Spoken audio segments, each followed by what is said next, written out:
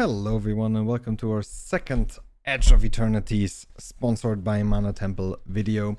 Today we'll open just a play booster box. If you want to see a really cool opening that I did, I'll link it up here. I opened the pre-release pack, a play booster box and a collector box to see what you can expect from an average opening. Today we'll just open this baby here, 36 boosters. Well, I don't even know if it's 36 anymore. I'm old. It used to be 36. I don't even know how many are in here. Anyways, a bunch of boosters. Magic the Gathering, Edge of Eternities play booster. See you after the intro.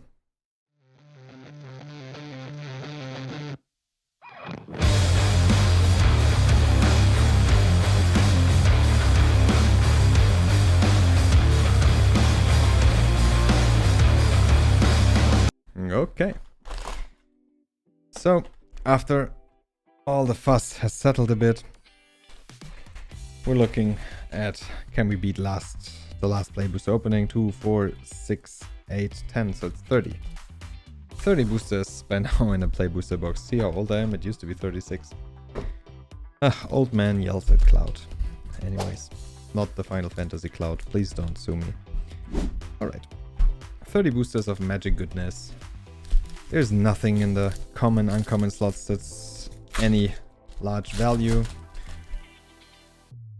As stated in the intro, we are opening this for Mana Temple, our local LGS in Luxembourg. For all your card needs, please visit the card market account. Buy from them if you're from Europe. If you're not, well, buy from them anyways. They'll probably send it to you. Frenzied Bailout, our first card. Good one. Foil land and lander token. So by now Edge of Eternities has officially released. It is quite a popular set, I must admit. It is quite a fun set in limited. It is quite an impactful set constructed. There's a lot of cards in here that do have an impact on Commander. There's a lot of cards in here that do have an impact on Standard. One of my objectives actually today is how many Shocklands can we get. Here's our first one, Breeding Pool. I think the last box contained 3 Shocklands. So that's the number to beat.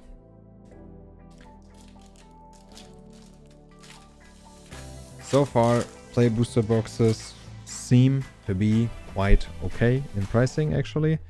They will be available. It's not as crazy as Final Fantasy.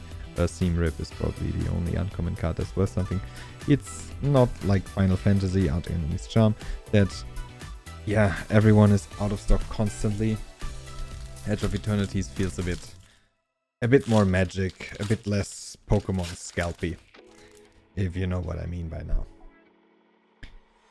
But so far, I'm really enjoying this set. I really enjoy the limited environment. I play it limited on MtG Arena, Synthesizer, Lab Ship, or rare in this one. But yeah, I've not come to play the pre-release, sadly. I might go for a draft round of this later on, because it's simply a really nice set, an in-universe set, something that I enjoy infinitely more than Universe Beyond. If you want to know why, watch one of my former videos. I don't want to rage today.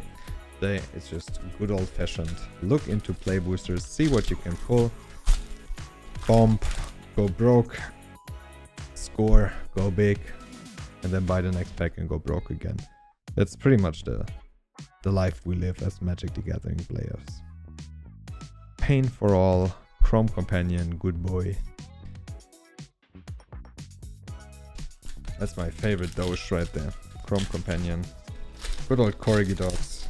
I mean, they keep showing up in Magic the Gathering. It's really funny actually. Tanuk, Ragost, and Mech and Shieldmate. Well, I think we did pull in our last play booster box 2 special guest cards. And I didn't pull a single special guest card in the entire collector display that I opened. So, I don't know, it seems special guest, non-foil at least. This seems to be the place to get them. Devastating Onslaught, really good. Mythic, Swarm Collar. That's our first 10. Almost done. 9 packs in. 1 breeding pool. Well, at least it's a breeding pool, right? At least it has blue in it. But green blue is also meh. You know, we want black blue. But hard to get. They're expensive. Well, they're not actually. Usually the Shocklands are priced in between like 15, 20 bucks. Rightfully so, I think. Anything above that, if you want fancy Galaxy foil, sure. They're a bit more expensive currently, but you don't have to have it. Pinnacle Starcage, Biotech Specialist again. Boom, that's our 2 cards here. Alright, 10 cards in. As always, you will have the value tracker that I will add in post. I still haven't come to look at the set when it comes to individual card value. I think it's... yeah. It's something that I don't want to always do. Look at it and say, wow, this is so expensive or not. Nesting Grounds, Full Art Land, Anti-Causal Vestige, Hulkraver. Because, yeah, I think Magic is more and more getting overwhelmed by the release schedule that Wizards of the Coast sets. The money moves on so quickly, the attention moves on so quickly that you can like barely play this thing in paper cards, not digital cards, and enjoy it. But then it's already like the money's already moving on. So Edge of Eternity is just released and it's already full on Spider-Man and Avatar spoilers dropping left and right, and people already hyping the prices going up. Outside investors coming in. Watery Grave, that's the one we wanted. There you go, second land. And this Pokemonification of Magic is something that I am personally really afraid of. The game is becoming more and more expensive and scalped and inaccessible to players. That this is, I don't know. Yeah, it's a worrisome thing. It's also a great thing, don't get me wrong. It's popular. It's more popular than ever. Loading Zone is rare. But it's also, corporate greed is the one side of it. Wizards of the Coast rightfully so lets us pay for this success. But I feel like Magic should not be 150, 180 bucks for a play booster box. Triadine Synthesis, Amalgam, Ultra Spaceship. Because, don't get me wrong, money, inflation, everything, blah blah, hype. But nowadays, the collector boxes are just an unobtainable luxury for most players. However, they're really fun to rip. Well, we have Bonus Enclave, Mutants Massacre, and Lost in Space and Foil. But I would love to see a world in which this isn't inevitably leading to Pokemon investors or big dick investors coming in, buying up everything and just scalping it all. And that's something that will really be weird for Magic, and it is happening. Just consider Final Fantasy as an example. Adagia Windswept Bastion as our rare land, mythic land actually. And this development is, I don't personally like it. It's profitable, sure, if you have the means to afford these boxes, and it really fucking sucks as an experience if you don't have the means to afford these boxes. And you create two extremes, and I don't think this should just be a game for people with a shit ton of money. I think this should be a game for everyone. And that's just my opinion. What's your opinion about Magic card prices, about Magic cards? Are you actually even still buying booster boxes? Because I personally would recommend not to. I would say buy your singles, play your decks, whatever you need, that's it. But the... Oh, wow, this is one that I really want. This is one that I will buy from you, Mana Temple. The 0 Point Ballad. this development is really, yeah, not cool. People used to buy boxes, enjoy them, draft them with their friends, and nowadays, whoa, it just feels so bad to buy a box like this, open it, and have no value in it anymore. At least nothing close to what you paid for it. Lumen class frigate, Wandering Fumarole in foil, a foil land. Also, I think our first foil rare.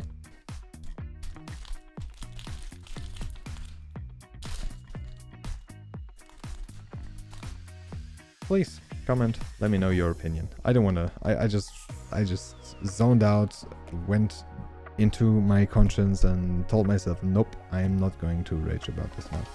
Sunset Saboteur, Invasive Maneuvers, and that's it already. Yeah, I doubt that this development is sustainable for a game like Magic the Gathering. However, so far the trend is just up, so Wizards of the Coast are obviously doing something right. That's all I can say about it. Lumen class frigate, Exalted Sunborn in foil, beautiful one. That one is money, Exalted Sunburn. That one is money in the bank. Happy to be able to pull some for you.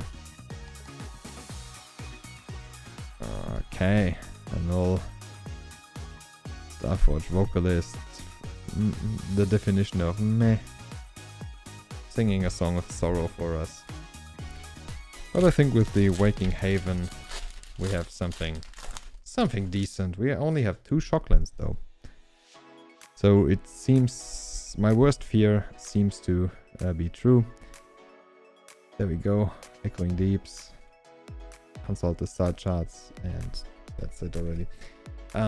Yeah, my fear was that there's in between 2 and 4 Shocklands in these. Similar to Modern Horizons, 2 to 3 fetch lands in a play booster or set booster box, whatever it was called back then. And I mean, can't put a lot in there, but it should be better than this. Thrumming Hive Pool, good one for Sliver enjoyers. I was about to say Moist Sentry, but it's Moist Sentry, obviously. Yeah, Freudian slip there, guys. Freudian slip. Here we go. The last few boosters for you guys. I am skipping the comments and uncomments, except for Seam Rip, as always. This one's worth something. Extinguisher Battleship. Fancy cool art. A Wormwall Sweeper. Boom boom. We have 4 more. So let's go Mana Vault, huh? Why do I always say Mana Vault to Ancient Tomb? I'm sorry guys, I'm old. I keep forgetting things, I keep yelling at people. Watery Grave, our 3rd Shockland. Bioengineered Future. And absolutely nothing else. I mean, it feels good to pull a Shockland from these. If you have a booster, that's like 8 to 10 bucks, you pull a 15 buck Shockland. Everything feels good. Life is okay then, right? Oh. 1, 2, 3. Ooh, that's a double rare pack then. Legendary Artifact, this Arima. Oh no, it's actually not. Wow. And rerolled systems. I thought it was 4 uncommons always. Look at me, still not understanding the set and how it works in this after opening hundreds of boosters. Okay. Boom, boom, boom, boom. This one had 4, see? Halia, Guided by Light, Thrumming Hive Pool and foil. That's a good pull. Thrumming Hive Pool foil. We take it in our second to last. Alright guys, thank you very much. Thank you Mana Temple for, again, sponsoring this little box to us, so we can open it and give it back to you guys. It was a pleasure, as always. If you like this video, subscribe to the channel. If you want any of these cards or any Magic the Gathering cards, Pokemon cards, Yu-Gi-Oh cards, anything TCG related, check out Mana Temple in Luxembourg. There you guys, they will help you find everything you need. My name is Mittens. We're signing out with Exalted Sunborn again, and a Hilda Blade, and a Forest. The final values of this opening are up here. I hope you enjoyed this. I hope you enjoyed me blabbling. Thank you so much for watching, and I see you next week with like something else than EOE. Alright guys, have a good one. Peace.